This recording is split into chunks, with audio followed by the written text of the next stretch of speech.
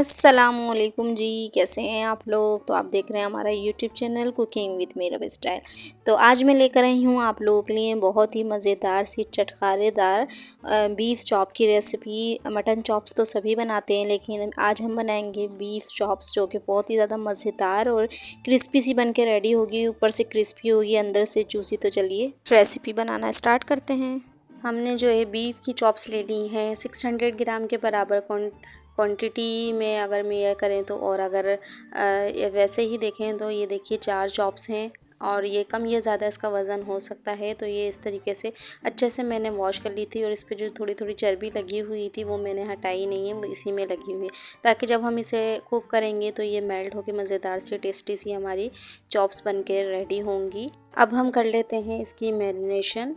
तो इसके लिए हमने एक बड़ा सा बर्तन ले लिया है। इसके अंदर हम सारी चॉप्स जो है वो अरेंज कर देंगे और इसकी मैरिनेशन करनी स्टार्ट करेंगे। मैरिनेशन करने के लिए सबसे पहले हम ले लेंगे 2 टेबल स्पून के बराबर लेमन जूस। आप के पास लेमन जूस नहीं है तो आप सिरका भी ले सकते हैं, लेकिन लेमन जूस से ज़्यादा मज़ेदार सा टेस्ट आएगा। और इसको हम इस तरीके से अच्छे से सारी ही चॉप्स के ऊपर लगा लेंगे। उलट पुलट के आप दोनों ही साइड पे जो है लेमन जूस लगा लीजिए, ताकि इसके हर जगह पर जो है लेमन जूस लग सके। और इसके बाद हम ले लेंगे लहसुन अदरक का पेस्ट, या कुटा हुआ लहसुन अदरक भी आप ले सकते हैं। तो ये देखिए मैंने फ्रेश ही कूट लिया था, भी ले सकते हैं। इसको भी हम इस तरीके से मल के सारे ही मीट पर लगा देंगे,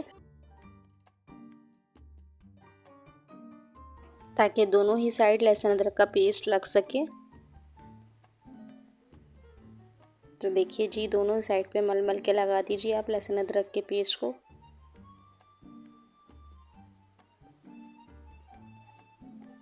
अब हम ले लेंगे नमक। नमक हमने लिया है 1 टीस्पून, या अपने टेस्ट के हिसाब से कम या ज़्यादा भी कर सकते हैं। और हल्का हल्का सा नमक जो है ऊपर इस तरीके से लगा दीजिए। उसके बाद सारे ही चॉप्स की साइड चेंज करने के बाद आप हर तरफ इसी तरीके से लगा दीजिए, ताकि हर जगह जो है इक्वल टेस्ट आ सके नमक का। तो ये देखिए दूसरी साइड भी हम नमक इस तरीके से स्प्रिंकल कर देंगे।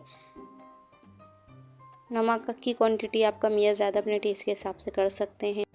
तो दोनों ही साइड पे अच्छे तरीके से नमक भी आप लगा दीजिए, और इसको हम फिर मैरिनेट करने के लिए रख देंगे।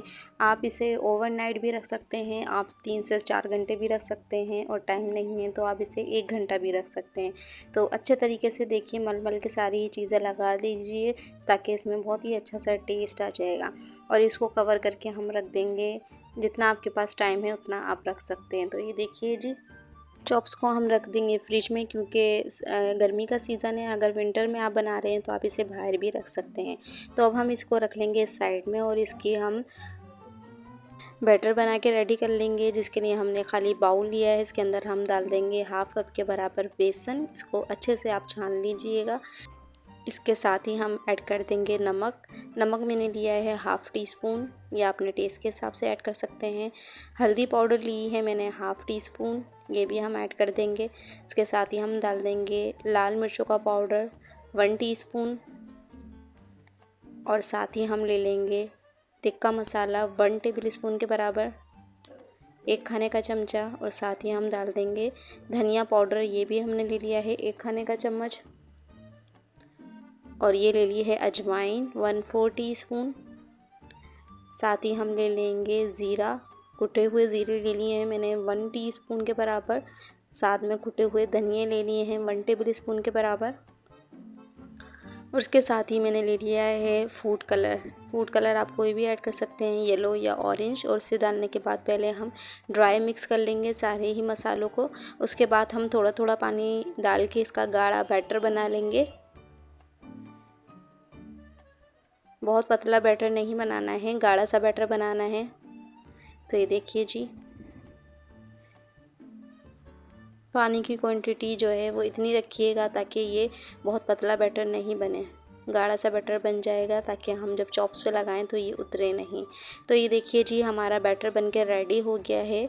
और इतना ये स्टेबल होना चाहिए कि ये फ़ौरन से नहीं गिरे, इतना गाढ़ा होना चाहिए। तो बैटर हमारा हो गया है रेडी। तो इसको रख देंगे साइड में। अब हम देख लेते हैं अपनी चॉप्स।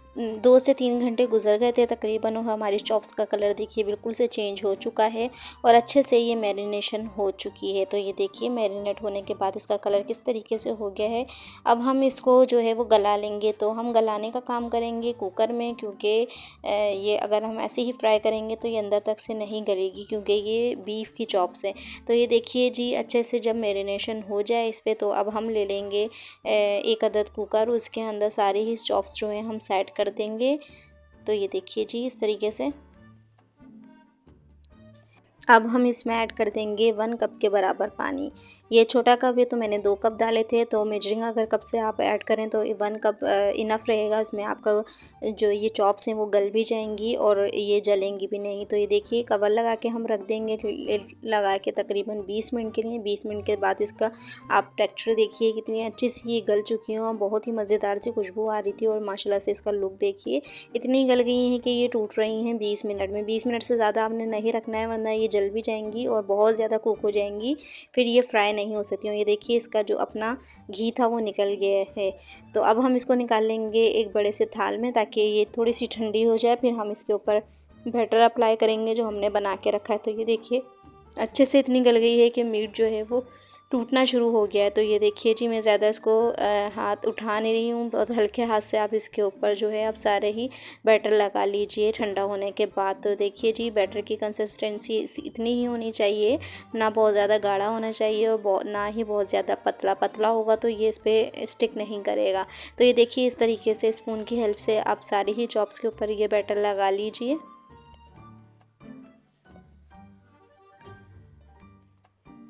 दोनों साइड पे आप इसी तरीके से लगा लीजिएगा, ताकि अच्छे से जो है वो बैटर कोट हो सके। पूरी ही चॉप्स जो हैं वो कोट हो जाएं दोनों साइड से। तो इस तरीके से हाथ से आप इस सेट कर लीजिए बैटर को, और बहुत हल्के हाथ से आपने उठा के इसे टर्न करना है ताकि ये टूटे नहीं। तो ये देखिए दूसरी ही साइड भी हम इसी तरीके से सारी ही चॉप्स पे बैटर लगा लेंगे, ताकि दोनों तरफ से जो है वो इक्वल जो है ये फ्राई होके रेडी हों। तो ये देखिए सारी ही चॉप्स हमारी रेडी हो गई हैं बैटर लगने के बाद। अब हम इसकी कर लेते हैं फ्राइंग करने के लिए हमने एक कढ़ाई में डाल देंगे ऑयल आप कम या ज़्यादा कर सकते हैं। अगर आप शैलो फ्राई करना चाहते हैं तो कम ऑयल में भी कर सकते हैं। तो देखिए मैंने ऑयल जब गर्म हो गया तो इसके अंदर चॉप्स डाल दिए जो हमने बैटर कोट करके रखी थी। इस तरीके से डाल दीजिएगा। ऑयल गर्म होना चाहिए, ठंडे ऑयल में नहीं डालना है चॉप्स। अब जब एक साइड से ये क्रिस्पी फ्राई हो जाए ब्राउन कलर की, तो इसकी साइड आप चेंज कर लीजिएगा और दोनों ही साइड से इसको फ्राई कर लीजिएगा गोल्डन ब्राउन। तो ये देखिए जी बहुत अच्छा सा कलर आ चुका है इस पर, दोनों साइड से ये अच्छे से फ्राई हो चुकी है। अब हम इसको निकाल लेंगे।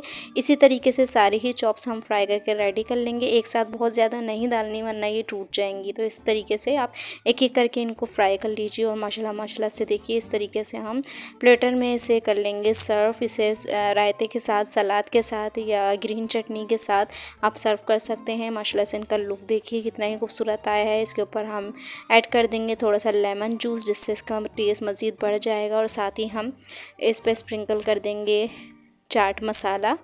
और माशाल्लाह माशाल्लाह से बहुत ही खूबसूरत से लुक के साथ हमारी बीफ चॉप्स जो है बनकर रेडी हैं।